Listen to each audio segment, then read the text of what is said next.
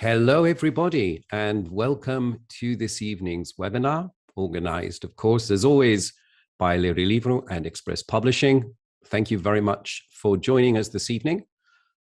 We very much appreciate your time.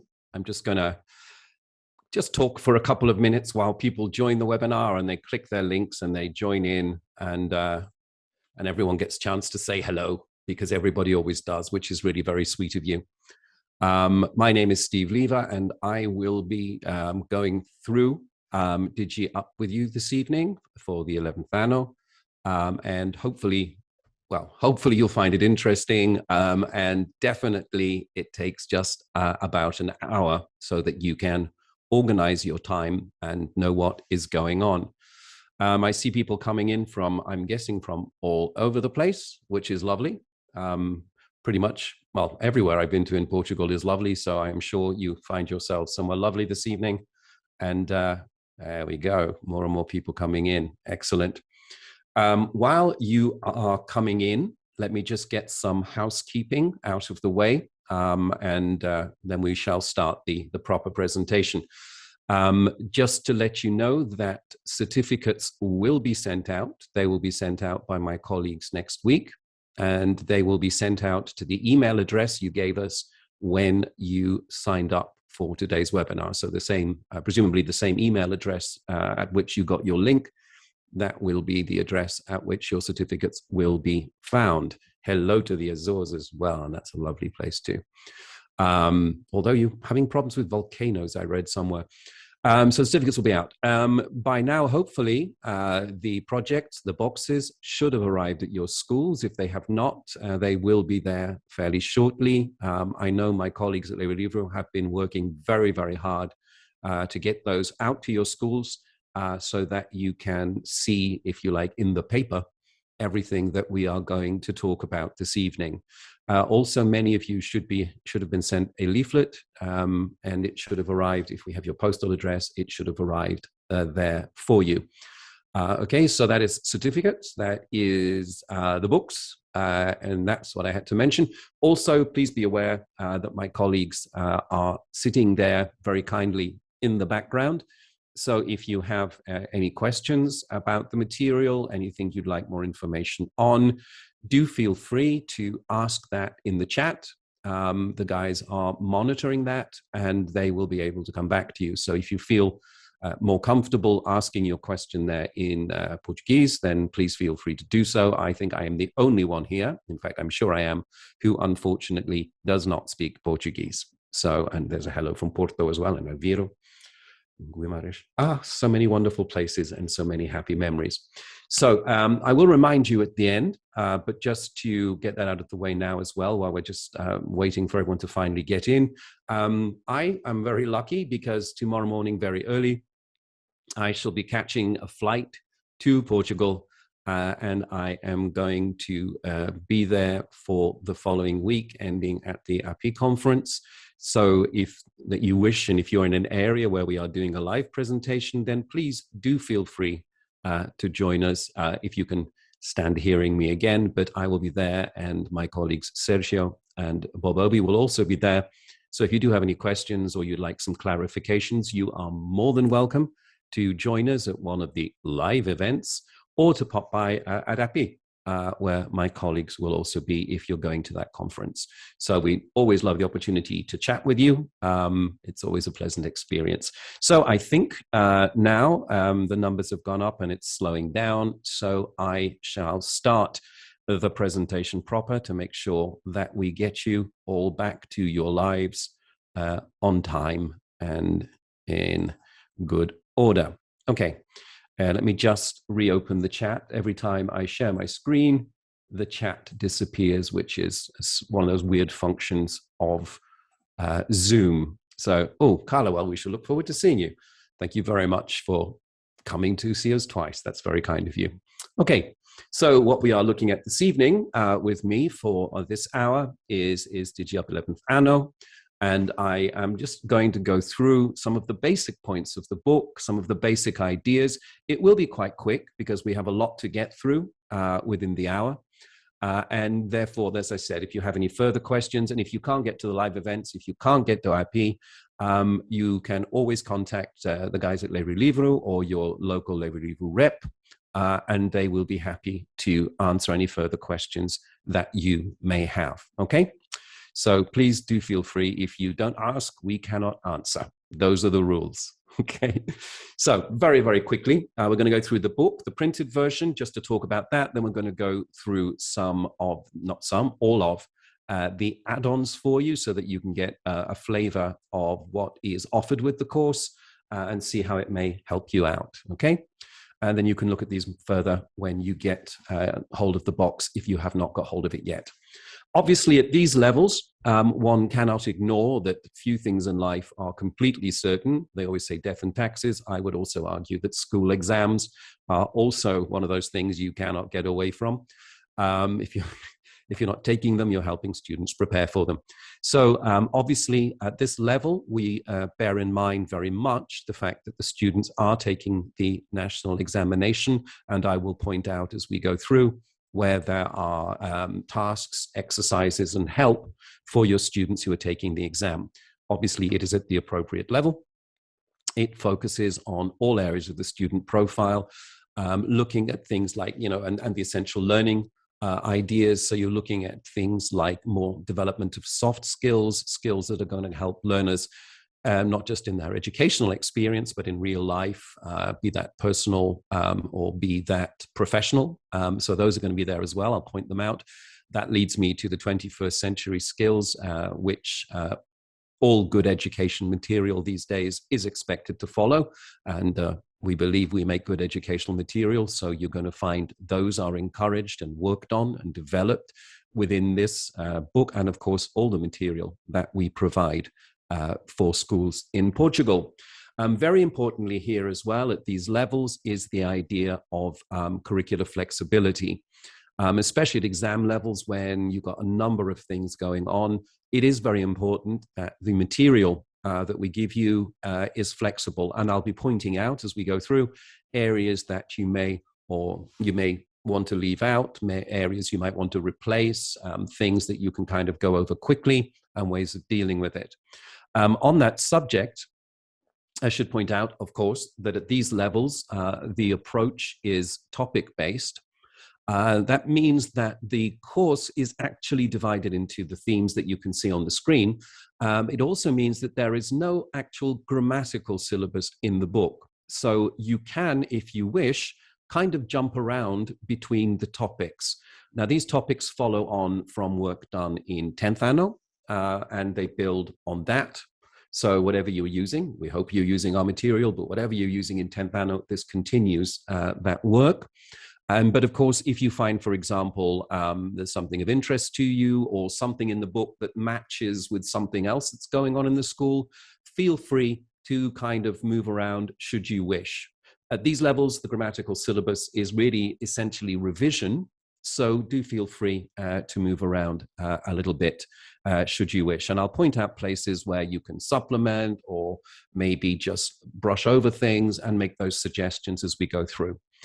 Obviously, at the moment, we're looking at the student's book. I'll mention the teacher's book very briefly because in many ways, it's the same as the student's book with just some additions we'll talk about.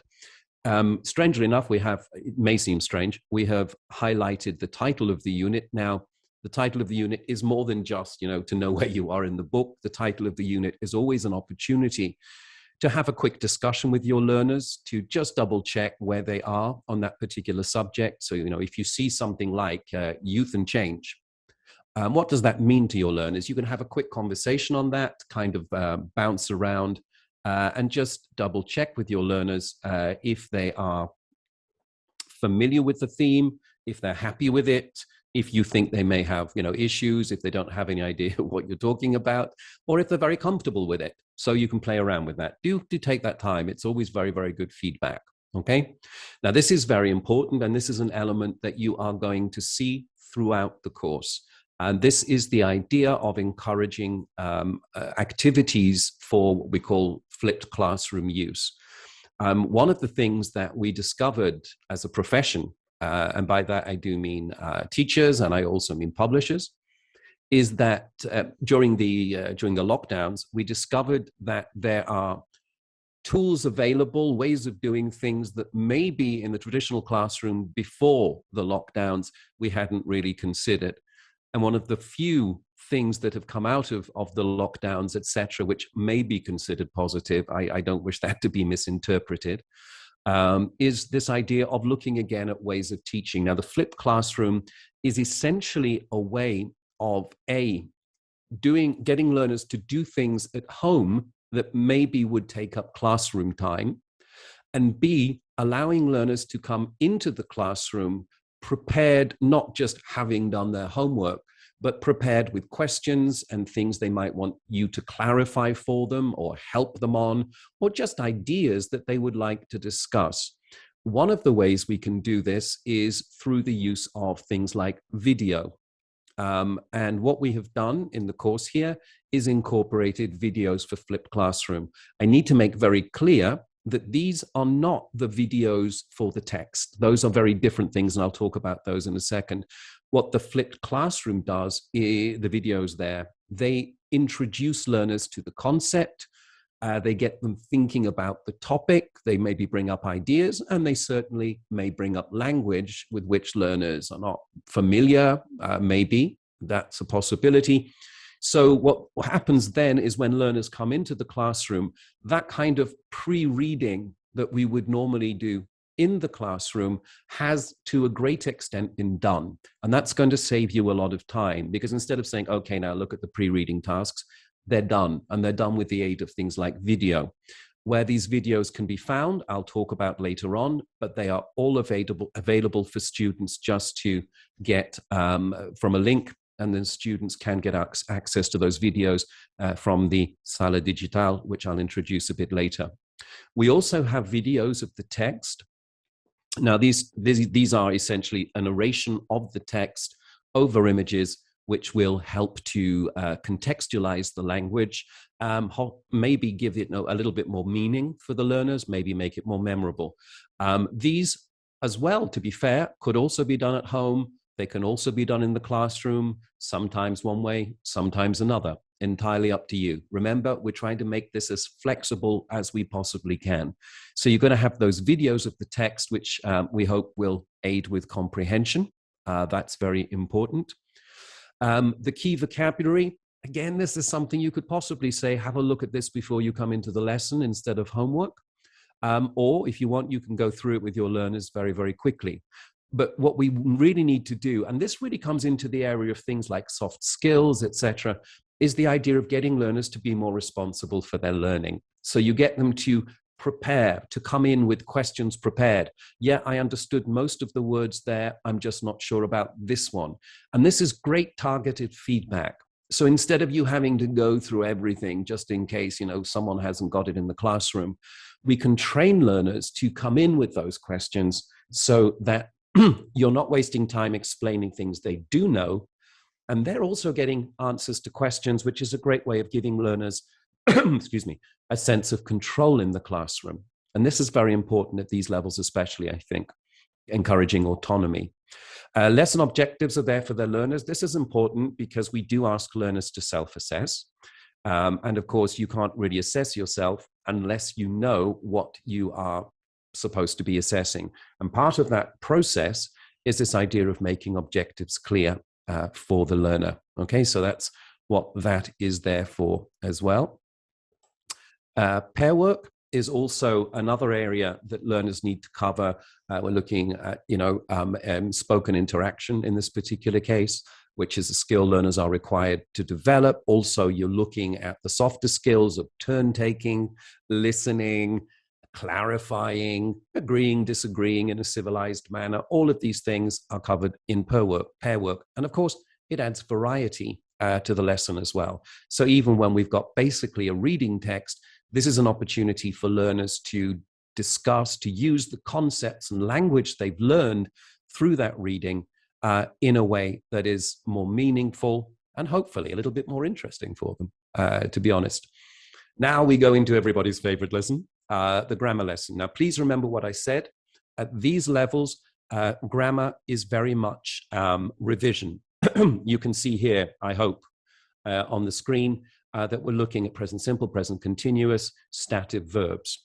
Now, you know, and I know that they have been looking at these tenses since way, way down the school system. So if you're comfortable with them, you know, if you think that they're okay with that, if they've watched the video, and there are videos for home use with grammar. Excuse me, I got a frog in my throat today. I don't know what is going on. Doesn't happen often. I shall drink some water in a second and we'll be fine. They've got a video for watching at home, which goes through the grammatical phenomenon. So again, if you feel that when they come in, they're comfortable with it, they've got it, maybe you ask them just a couple of questions to be sure, you can just go through and leave it, to be honest with you. Grammar at these stages is all about revision. You don't revise things if you're comfortable with them. Be aware that the grammar exercises are graded, and they're graded in terms of complexity, which means the cognitive load is going to increase as you go from exercise 1, 2, and so on and so forth. They're going to be graded for you. Excuse me, I'm just putting a little water here because my throat is misbehaving. I hope that's not going to be a problem when I visit. Excuse me 1 second. There we go. Me. I'll start doing singing lessons for you. So we have, as I said, the activities are graded. You've got implicit presentation of the grammar, looking at it in context to work out what the grammar does, what's its job here, not just learning it, but seeing it in action, how it works, and what it does. Then you have these graded activities, increasing in complexity. Now, if, for example, you wanted to check, you know, they come in and say, yeah, we know it, we don't need to go through it again. If you wanted just to check that, you can use one of these activities, maybe one of the more complex ones, and just say, okay, you told me you know it, do it. And based on your feedback from that, you can see if they really do know it, and maybe then you drop and you move forward. If they don't know it, maybe you drop back to one of the less complex activities and then just revise things. So for example, here, if they've forgotten, you know, or they're not clear on what stative verbs are, maybe that's one thing you want to revise, whereas the simple and continuous tenses, they're okay with. These graded exercises always end with activities that are in type that are drawn from the national exam, okay? Because obviously our learners are going to need that practice, and it's very important that we give them that as well. Not just to test their grammar, but to make sure that they know how to deal with the questions, what's expected of them, where to write their answers, so on and so forth. And in that light, you will find that we have these tips throughout the course that are going to tell them how to approach these tasks. And those tips will vary depending on what the learners are expected to do in that particular activity, okay? We have vocabulary sections, because you can never have too much vocabulary. And I personally actually mean that. I think at these levels, vocabulary is where learners are going to make the difference in their use of language. Let's face it, if they've got the basic grammar out of the way, where are they going to improve? They're going to improve in their vocabulary, which is going to make them more confident when they speak. It's going to make them more confident and able to write effectively as well. So lots of work on that. We have activities like word formation, which is not just about production, it's also about comprehension. If you come across a word in a sentence and you're not really sure what it means, if you can identify at least its form, then you can identify what it's doing in the sentence and therefore make a more educated guess as to what this word might mean. Is it an adjective, an adverb, so on and so forth? And word formation rules work both ways, both for production, obviously, but also for receptive skills too. Okay, so you've got word formation going on. You've got phrasal verbs, because you can never have too many of those either, and we know how much students love them, and obviously practicing those.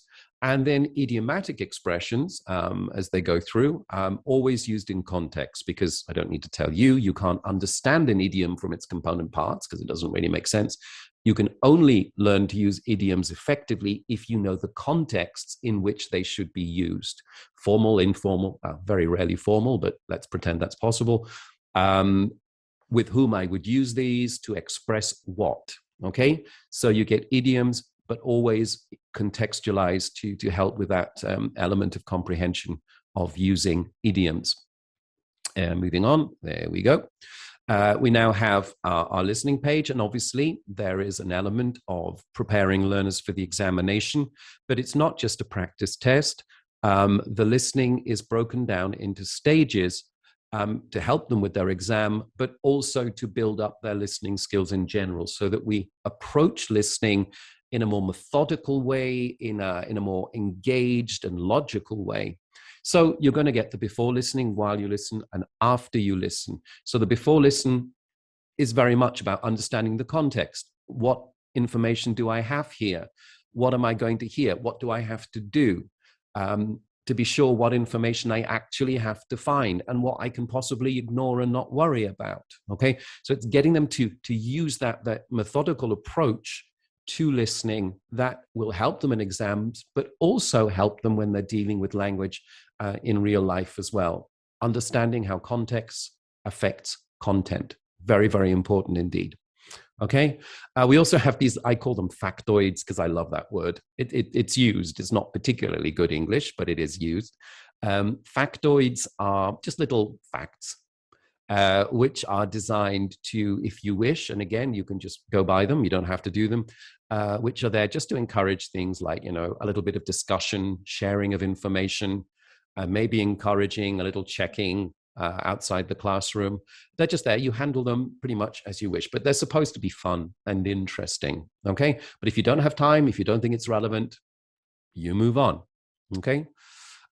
Like the listening, the speaking activities also bear in mind the exam, but again, the fact that our learners do need to learn how to communicate in English in different situations. So the focus very much on situational language, very much on looking at things like levels of formality, for example, learning those, again, this comes into those areas of the softer skills that learners need to develop.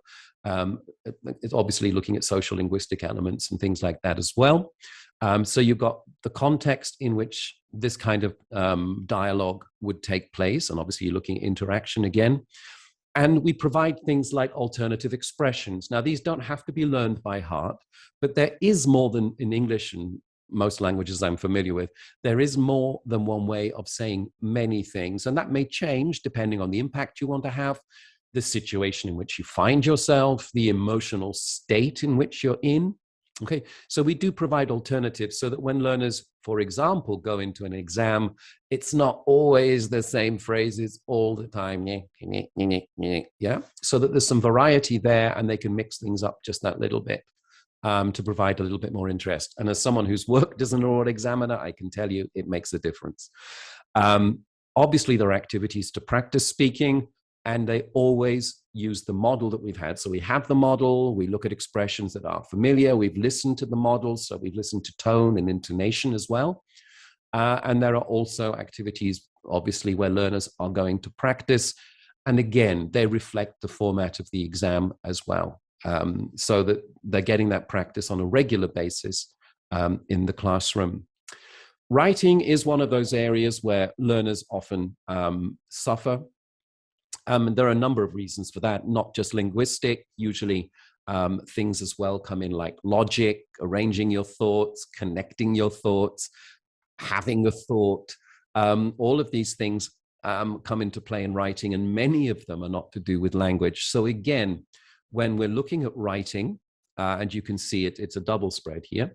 When you're looking at writing, we do want learners to learn to think about it in a logical, mature way. So we break it down again. What are you going to write? So before you write, so you read the rubric, and that's a very important part for exams, but that information is also going to affect things like tone, things like purpose, things like level of language. Yeah. So focusing on the rubric is not just about getting the right answer, as it were. It's going to affect the whole of the composition in more subtle ways, so that the whole thing works effectively. And again, this is a skill they take outside the classroom. So if they're working somewhere, maybe they have to write an email abroad, then they're going to think about it just that little bit more. What am I trying to do? What's the purpose here? How do I achieve that purpose? Very, very important indeed. To help them with that, we have always a model text, which we ask you to analyze with them, to go through in a little detail, not just read it, but really engage with it. How can you tell who this is for? What tone are they using? How do you know what tone they're using? Questions of this nature as well are going to help learners to get that focus that they need and that sense of clarity that they need to write effectively. There are tips for things they might wish to try out, things they should think about when they're writing a particular style of text. I think that's very important as well. And you'll find various ones as they go through. Obviously a plan, because we say they have to organize their thoughts, because quite often one of the things that learners get wrong is that they're not thinking it through. And I do see this in real life as well. I do see this when I read emails from people. No clarity, no structure, no economy of language. And these are important things learners need to learn for life as well. Okay. An interesting thing we do with writing is we also have peer assessment. So essentially learners just exchange written work. This has a really, really beneficial effect. A, it means you don't have to mark it. B, it means that the person next to them is not necessarily someone who's used to receiving communication in English. So maybe if things aren't clear, they're going to ask for clarification from their partner. And their partner is going to realize that what they wrote maybe wasn't as clear as it needed to be. And that's a great thing to learn. And of course, also, when we look at other people's mistakes and we spot them, we're also going to remember not to do it ourselves. I'll show you at the end, but just to let you know here that we do provide rubrics when we're doing peer assessment so that learners do have an idea of what they're supposed to be looking at. So it's not just a question of, yeah, it's okay. There are specific categories and ideas to look at and comment on as they go through, okay? Other things that are that come up in the course, sorry, I'm a bit worried because my light may fall down in a minute, and that's not going to be good if that happens. So I'm just going to do that. Sorry, because I'm in the dark here. That'll hopefully survive until the end of the session. It was making some very strange crinkly noises. It's stuck on the wall. So other things that we have going on. Let's get back to the subject. These, of course, are supplementary. These are, as with everything in the course, things you can do, things you don't do. You've got reading going on here. So for example, if the first text in the unit, the reading text that I showed you earlier on, is not something you're necessarily interested in doing, you can not do it, you know, so you can jump around. You want to do reading, but maybe you think this is going to be more interesting. Don't use one, use the other.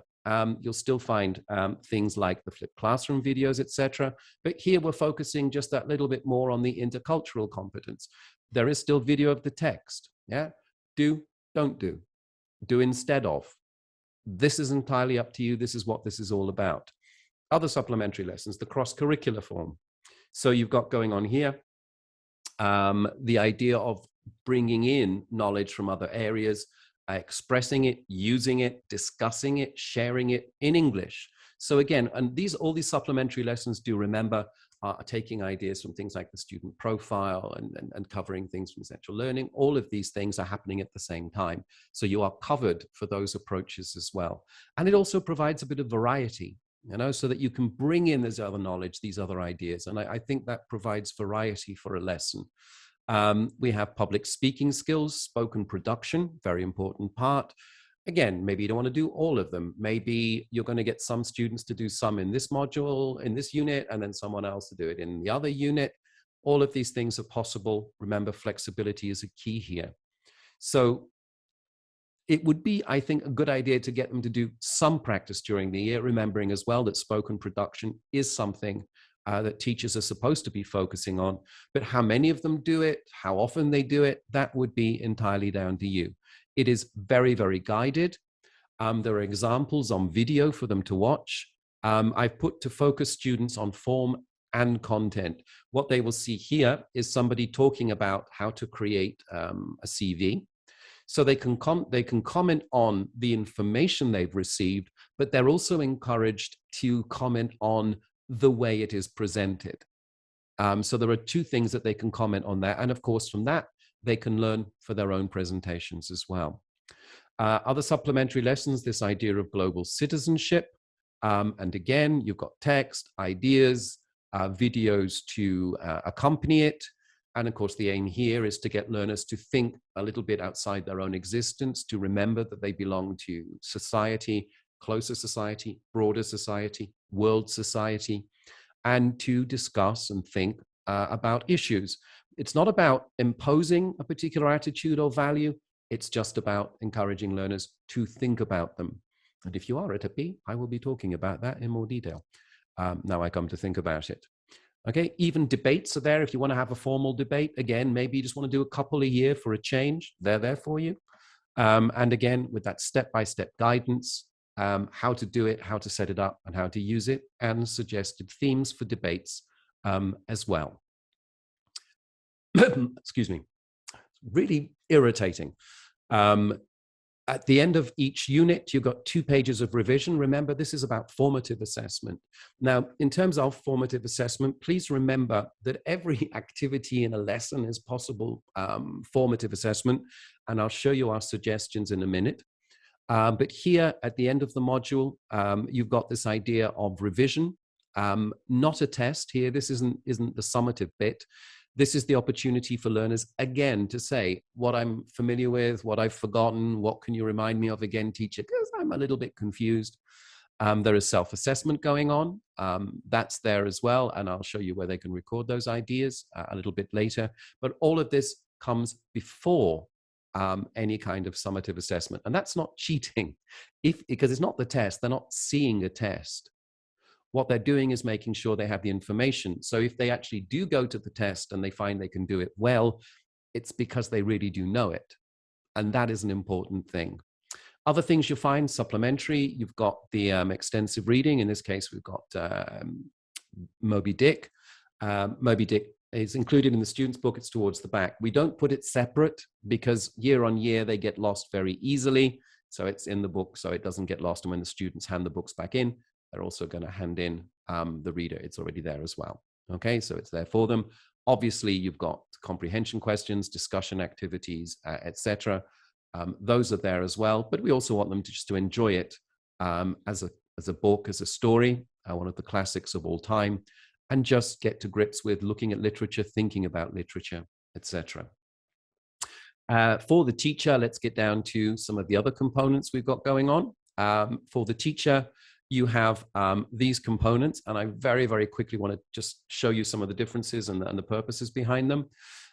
Please remember that if you are using Digi Up, as with other levels, if you adopt the book and at some point a new colleague comes, a colleague leaves, takes the books with them, something gets lost, that for the teacher, we will supply paper versions of the book and replenish that supply throughout the length of the project. All you would need to do is get in touch with the guys at Les Livres, and they will provide you with those.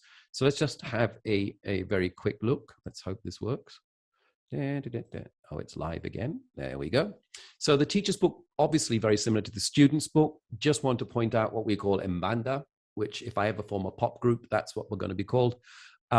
This idea of you have these notes in the margins there. This helps you with reference during the lesson. We have other plans and things for you to have, but this is for lesson use, just for quick reference. It reminds you of the objectives in accordance, obviously, with essential learning and the student profile qualities that are being worked on in this particular lesson. You've got that going on. You have suggestions as to what the learners might want to use at home for the flipped classroom videos, as well as which audio you need to have. Remember, audio is downloadable. I'll show you where from. Answers and suggested answers. Now we have, obviously, you have questions which are more closed and questions which are more open, where it's a closed, discrete A, B, C, or D. Obviously, we give you the answers. If it's a more open question, we give you suggested answers, and then you can see what your learners come up with. Okay, there's no one right answer always in an open question. Otherwise, it wouldn't be an open question. And as I mentioned, every activity is an opportunity for formative assessment. So we give you suggestions for classroom assessment as well. If you want to just check something, which activities would be good for giving that kind of assessment there and making a note of it so that you have it for reference to see how learners are doing. And of course, there is indication of which resources you need from the Sala Digital. Okay, that's that. And now we go back. Hopefully, I don't know, my computer is feeling as bad as my throat today. There we go. The teacher's workbook, again, the printed format is exactly the same as the student's workbook. It has instructions and answers in the bands at the side. Do remember the student's workbook, as well as the videos we have for grammar. There are grammar explanations in Portuguese in the workbook as well. Obviously, there are activities in the workbook for preparation for the exam and things like self-check, which is great for self-study for learners if they need just to check things out, or if they're very keen. And wouldn't that be wonderful to do that little bit more study on their own to prepare for the examination? Usually they think about it 5 minutes before. Maybe you could encourage them to do it a little bit earlier. We have the planificações, so you've got plans by module, by term or semester, however you divide your year, and for the year. Now, some of those are obviously more important for reporting purposes to be given to whichever authority needs those, school or wherever, ministry or whatever. The ones that I think you'll probably find most useful are the lesson plans. Those are for you. Please remember that if you get the downloadable version, this is the paper version, but you can download it. If you download that, it can be edited. So if, for example, you decided to miss out a reading or some grammar exercises, you can remove those from the lesson plan, save it with those changes made, then print it out. And of course, for next year, you've already got that ready. If you decide you want to do the same things next year, your plan is finished, you've got it saved, you can just print it off next year. Or if maybe substitution or things like this, I don't know how that necessarily works in Portugal, but there is a record of what you're planning on doing for you or for whoever else needs it. All you would have to do is adjust it if that is what you choose to do, or you could choose to do it exactly as it is in the paper version as well. Obviously, exams coming up, so there are going to be national exam practice tests. They're based on, obviously, the structure of the exam. There are 6 of them. Now, the first one is a little bit more, there are more explanations and tips as to what is expected from students. Very much the mechanics of the exam are looked at there. The rest of the tests are just tests, so you can use these throughout the year. There is also a digital version that goes through the Sala Digital, and if it is done through there, the marks can be exported on Excel or whatever you wish, but we'll look at those a little more when we get there.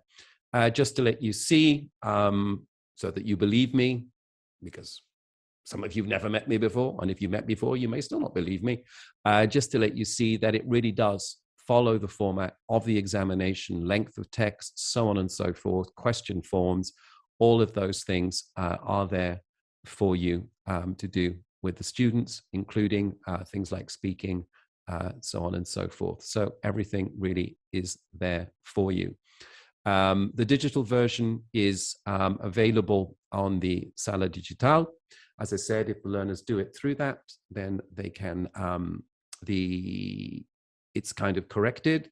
The marks can then be tabulated and exported should you wish. Okay, so there's the paper version and there is the digital version of that. Okay, so we can now move forward. And I think what I should probably have done is click on something else, but we're going to go to the Sala Digital now.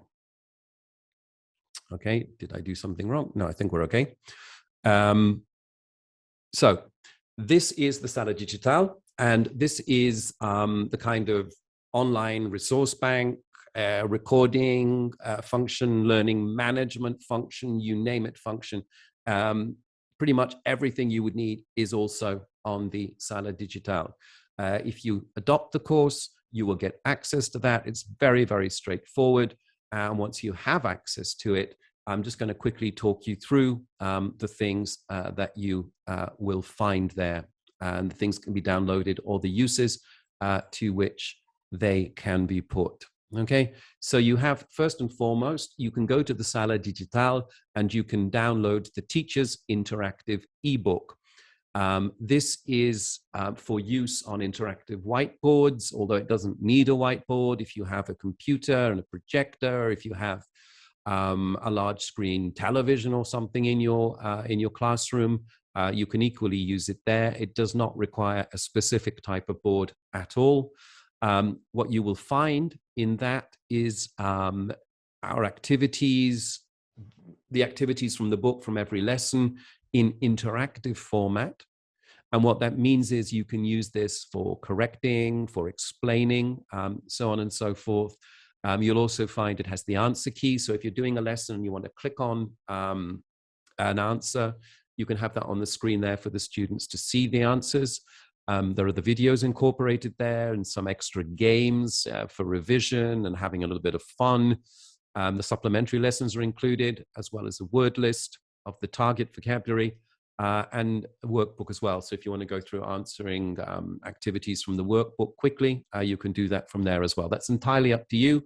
Remember, our keyword is flexibility. Okay, so the interactive ebook is there. The most important thing we think, apart from the wonderful content, is that it can be used completely offline. Once you have downloaded it, everything is there. The audio, everything. You don't need to have an internet connection in your classroom to use the interactive ebook once it's been downloaded, and you don't have to log in and there's no installation. You just click and off you go. It is very straightforward and easy to use. And you can look at samples of that, and I'll mention where that is towards the end. I need to go to Volta here. So we've done that. So that's the Teacher's Interactive ebook. Also, on the Sala Digital, you are going to find some PowerPoints, should you wish to use them. Again, up to you. There are 60 of them in total, dealing with grammar, writing, and public speaking skills. So this will, if you want to focus on things a little bit more, you can look at the PowerPoint. And of course, because it's PowerPoint, you can edit it, add things, take things away entirely as you wish. We've mentioned video quite a lot on our way through.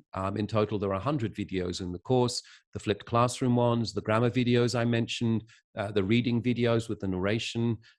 Where we have the supplementary lessons, you're also going to find video there as well, and that can be used in the classroom, or a link can be sent from Sala Digital to your students, and then they will be able to access it through Sala Digital as well, okay?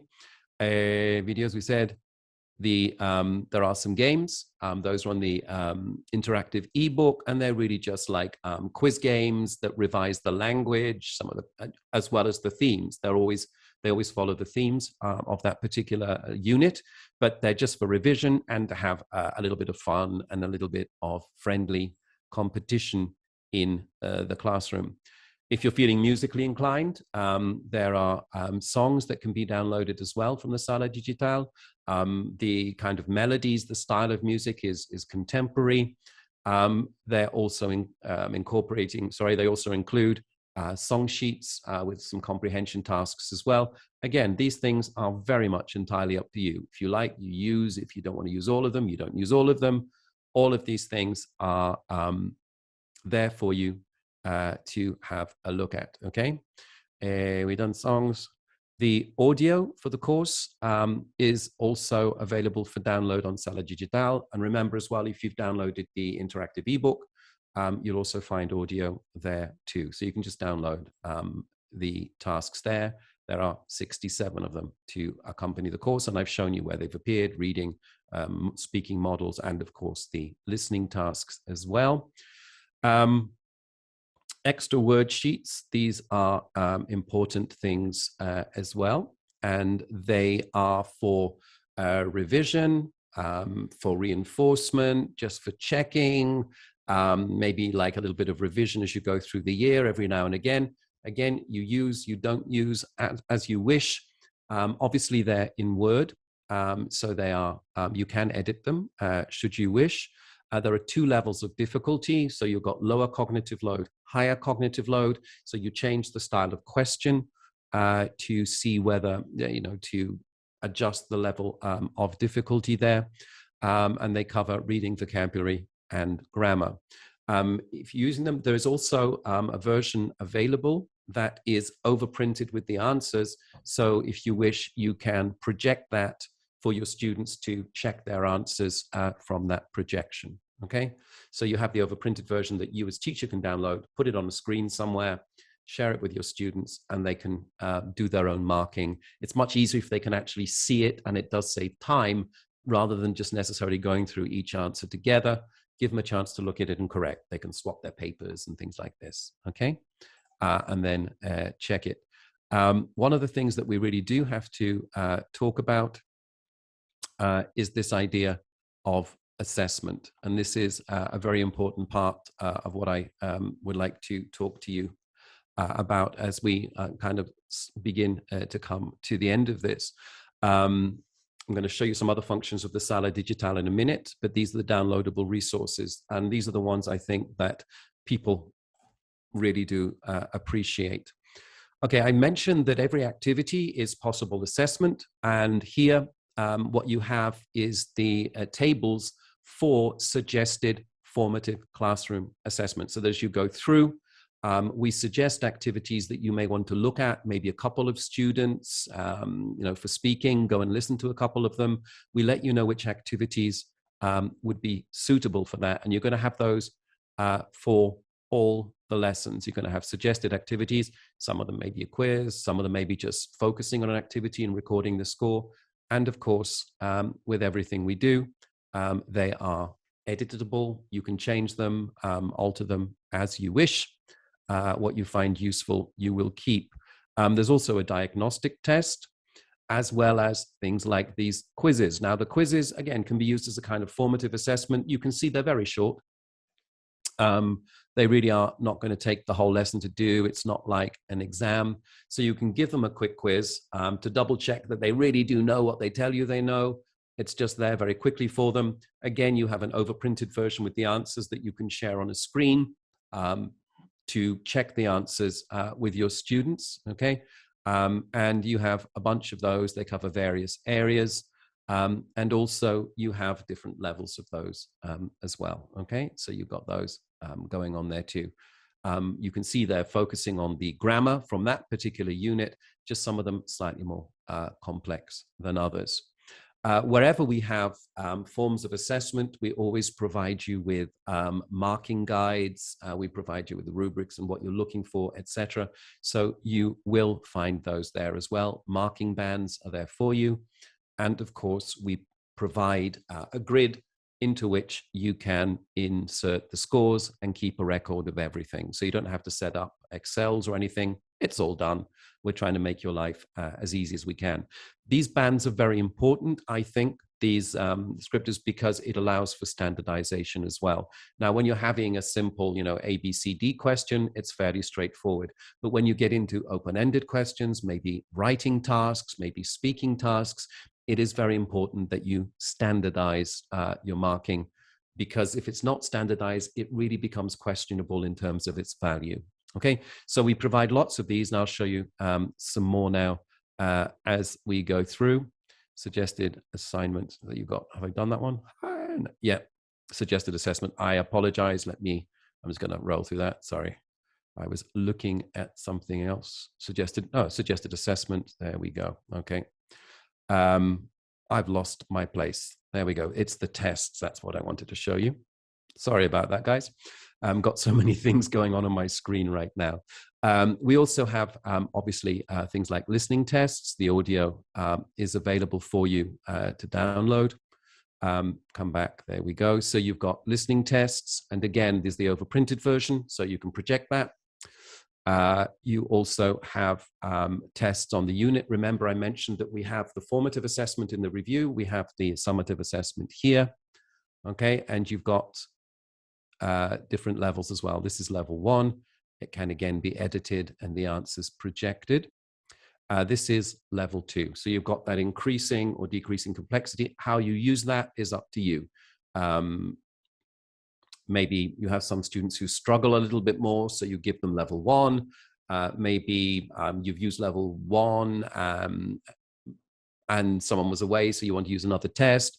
it's entirely up to you how you use those. Really, again, the word of the day is flexibility. So there's the overprinted version available for those as well. Very importantly, as I mentioned earlier on when we were looking at the formative assessment activities, you have rubrics and grids, what you're looking for, how many marks there should be. So you've got a mark scheme going on there as well, okay? You've got all of this information, the bands that I mentioned to you earlier on, again, for the writing. How do we judge the writing? And again, you've got areas for them to look at, for you to look at, to be able to give them a mark that is consistent and justifiable. So if someone says, why did I only get this much? You've got that explanation there for them. And of course, it means if you're teaching with colleagues at the same level, you're all going to have a similar standard by which you can mark. And the grids that I mentioned for you earlier on, again, to put those marks in, the rubrics will tell you, you'll be able to identify the task, you put those marks in, and you have a record of them, which is really cool, especially if you're bad at maths like me. For speaking, we have the speaking cards. These are to help students practice situational dialogues. It gives them a basic kind of plan, dialogue management, how, what kinds of things would we say here? Students get to think about those and then perform a dialogue, go through that dialogue. And again, this is something you can assess because, as always, you have those assessment bands there, and you have the grid in which to put those marks, okay? And as always, editable. I can never say that. Editable. It's a silly word, but it's a word that's important, and it's a word that we use a lot. If you are going to do some of the debates, I mentioned that, of course, here you're looking, when you're doing debate, you're looking at things like spoken production, but there's also interaction going on, also logic, learning to agree or disagree in a civilized manner. So we've got soft skills going on there. There's a guide to how to set that up. You can also download that and have a look at it. And I mentioned these already. If you're asking learners to self-assess, there is guidance for that. And it's done in a formalized way. So again, you're getting the same responses. Well, you're getting responses to the same issues from all your class. So again, that information is provided in a way that makes sense and can be analyzed more effectively because it's done in a formalized way. And I mentioned this as well for the peer assessment when we were talking about compositions and looking at each other's compositions. You also have those going on as well. So you've got the criteria for learners to use. So it's not, as I said, just it was okay. Did it do this? Did it do that? Give your comments there as well. Okay. So final thing we have to look at is the Sala Digital in terms of the learning management. What we were just looking at are the resources and things that you can download. Now, just want to quick kind of just walk you through some of the basic functions of the Sala Digital more as a learning management system, because it does that as well as just being a place for resource banks. As I explained earlier on, when you use the course, you get access to this. Once you're in there, you can start creating your classes, giving them a name, etc. Then come back, there should be something else. There we go. Manage your classes as well. So it's up to you. You name them, you add the students, so on and so forth to those classes. You can do that really quite quickly. I'm not going to go into the details of that now, but it's a very, very simple process whereby the students basically add themselves to the classes. An important function is that you can add students at any time of year. So if you get students coming in partway through the year, it's very easy just to add them to the classes that you have already got going on there. Okay, so they can be added at any time of year. You can communicate with your students. There is a chat function to this. So if you want to remind them that there's a test, or if you've changed something and you want to let them know, you can also do that. Remember, the students also have access to Sala Digital, not quite the extent that you do, but certain functions they do have access to. Okay, so you can go to the Sala Digital. It's a learning management system, so you can also use this to check that assignments and tests have gone, that they have been done. This is also a time saver because you can see things that you don't need to go into classrooms to check. Yeah, so that's an important part of this as well. You can assign homework. You can see if it's done, because the students get assigned the homework. They get a link to the particular activity. They do the activity. It's marked by the system, except if it's an open-ended question or a piece of writing. And then they get the marks immediately. You see those. So again, this fits into the flipped classroom thing, so that now that's taken care of. You don't have to spend the first 15, 20 minutes of your lesson going through straightforward homework activities. It's already done. You've seen where their strengths and weaknesses are, because you can get that information so that you can go into the class prepared. Okay, they did this, they're fine with it, I don't need to worry about it. Or they did this and they had problems, so I should probably look at this again. That information before you go in, not just after you've gone through the homework in the lesson, saves you a lot of time, makes your lessons much more targeted, and again, gives the student this idea that their needs are being met, their real needs, rather than their perceived needs. Obviously, there are the resources that we've talked through. You've got a whole bunch of those that we've discussed. They're available from there. If you wish to upload things and share files with your students, you can do that through the Sala Digital. If you are setting open-ended questions, they can be done through the Sala Digital. You basically, there's like a template, the question goes out, the students write their answers, comes back to you, you correct it, work with it, you give them a mark, and that mark is then communicated to the student with the corrections or anything that you had to make there, okay, with the mark. Also links, if you want to, you've come across a really nice thing on YouTube that you want them to have a look at. Maybe you've done some videos you have on the cloud that you want to share with them. You can put those links there as well, okay, for educational reasons, obviously. Checking your students' progress, I've already mentioned that. So everything that is discrete, not open-ended, can be marked by the system here. You're going to get those marks coming in. You can check their progress. And of course, if you need to, which you probably will, you can export those scores in Excel and have them available should the school authorities or whoever need to see those. Obviously, the resource bank that I've mentioned, very important. If your school is using something like Moodle, you can basically put the links from Sala Digital in Moodle so that learners just click on the link and then they're taken to where they need to be in Sala Digital. So you've got this, it can interoperate with things like Moodle or whatever else, just by the use of links that can be posted on those particular platforms, which is, jump to there, which is a very useful thing to have there as well. As regards tests and assessment, we've mentioned that already. There's lots of opportunities on the Sala Digital for you to either use ready-made tests or put your or to create your own test. Remembering again that automatic answering is possible, but not if it's like an open-ended question or a composition. We mentioned that earlier. There's a separate way of dealing with those, and obviously they do require teachers to look at them. For the things that can be more easily done, you've got multiple choice, multiple matching, true or false, etc. Those things obviously much easier to look at.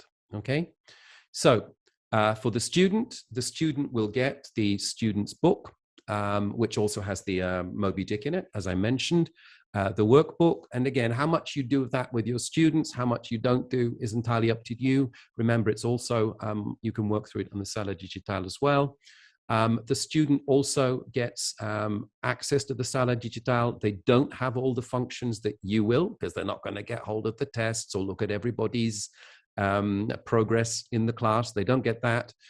What they will get through that, what they will get quite often are links from you, which they click on, and that will then take them to where you need them to be in Sala Digital. Okay, so maybe that's a link to one of the videos or homework activities or whatever it may happen to be. You do that with them. Okay, coming to an end. If you want to have a look at any samples, download those, get more information, you can go to digiup.pt. And if you go there, there will be things, more examples to look at, like things like interactive ebooks. You can look at, have another look at the Sala Digital, this kind of thing. And obviously, more information regarding the course in general can be found there as well.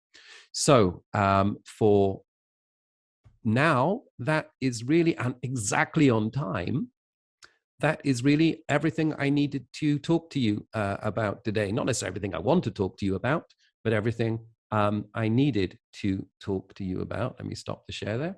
So I shall, by the way, my hair isn't this bad. It just cuts off bits because of the fake background. I shall thank you very much for your time with us this evening. As I've mentioned before, if you are able to Zoom along to any of our live face-to-face events, it won't just be me. There'll be other more attractive, more interesting people there.